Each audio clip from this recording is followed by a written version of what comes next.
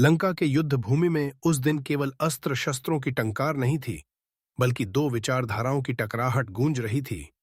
एक ओर मर्यादा पुरुषोत्तम श्री राम, जिनके लिए धर्म केवल नियम नहीं बल्कि करुणा, त्याग और सत्य का जीवंत स्वरूप था। दूसरी ओर लंकापति रावण, अपार विद्या, बल और तप का स्वामी, किंतु अहंकार और अधर्म के बोझ से दबा हुआ। यह युद्ध केवल शरीरों का नहीं बल्कि आत्माओं और सिद्धांतों का था। रणभूमि में आमने सामने खड़े होकर रावण ने गर्जना की, राम, तुम स्वयं को धर्म का रक्षक कहते हो, परंतु सोचो, क्या धर्म इतना दुर्बल होता है कि उसे वनवास, कष्ट और अपमान सहना पड़े? मैंने तब से शिव को प्रसन्न किया, वेदों का ज्ञाता हूं, तीनों लोकों को अपने पराक्रम से कंपित किया है। यदि शक्ति ही सत्य है तो मैं सत्य हूं। श्री राम ने शांत स्वर में प्रत्युत्तर दिया, रावण, शक्ति यदि विवेक से रहित हो तो वह विनाश का कारण बनती है। धर्म कभी दुर्बल नहीं होता, वह धैर्यवान होता है। वनवास मेरे लिए दंड नहीं, तप था।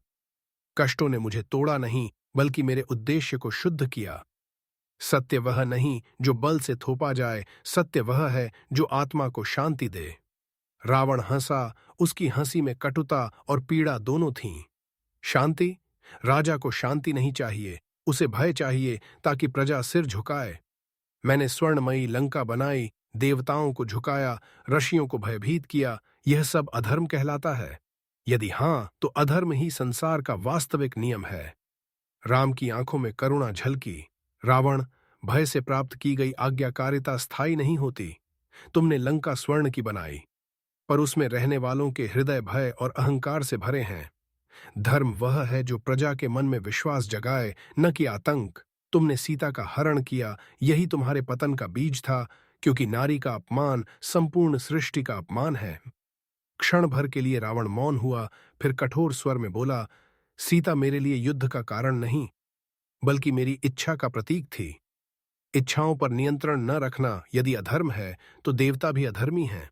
मैंने जो चाहा उसे पाने का साहस रखा। राम ने दृढ़ता से कहा, इच्छा और अधिकार में अंतर है, रावण। जो परधन, परनारी और परपीड़ा पर आधारित हो वह इच्छा नहीं, वासना है।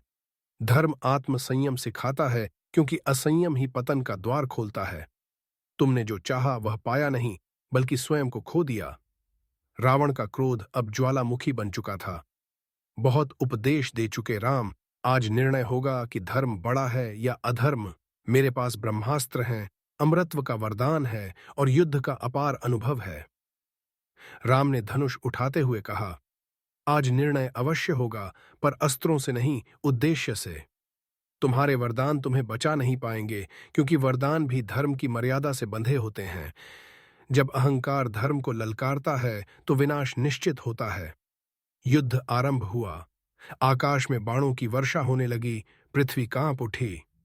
रावण के प्रत्येक प्रहार में उसका अहंकार झलकता था और राम के प्रत्येक बाण में लोक कल्याण की भावना। अंततः जब रावण थका, घायल होकर खड़ा था, तब भी राम ने उसे अंतिम अवसर दिया, रावण, अभी भी समय है, पश्चाताप कर लो, धर्म का आश्रय लो। रावण ने क्षीण स्वर में उत्तर दिया, राम, मैं जानता हूं कि तुम सत्य हो, पर अहंकार मेरी श्वास बन चुका है, बिना उसके मैं अस्तित्वहीन हूं। राम ने आंखें बंद कर लीं और अंतिम बाण छोड़ा। वह केवल रावण के शरीर का अंत नहीं था बल्कि अधर्म के अहंकार का विसर्जन था। रावण गिर पड़ा और उसके साथ ही यह सिद्ध हो गया कि विद्या, शक्ति और तप यदि धर्म से रहित हों तो वे विनाश की ओर ही ले जाते हैं। इस अंतिम भिड़ंत में धर्म विजयी हुआ, परंतु वह विजय उल्लास की नहीं, करुणा की थी। श्री राम ने रावण को शत्रु नहीं बल्कि एक भटकी हुई आत्मा के रूप में देखा। यही धर्म का चरम सत्य है, विजय में भी विनम्रता और शक्ति में भी करुणा।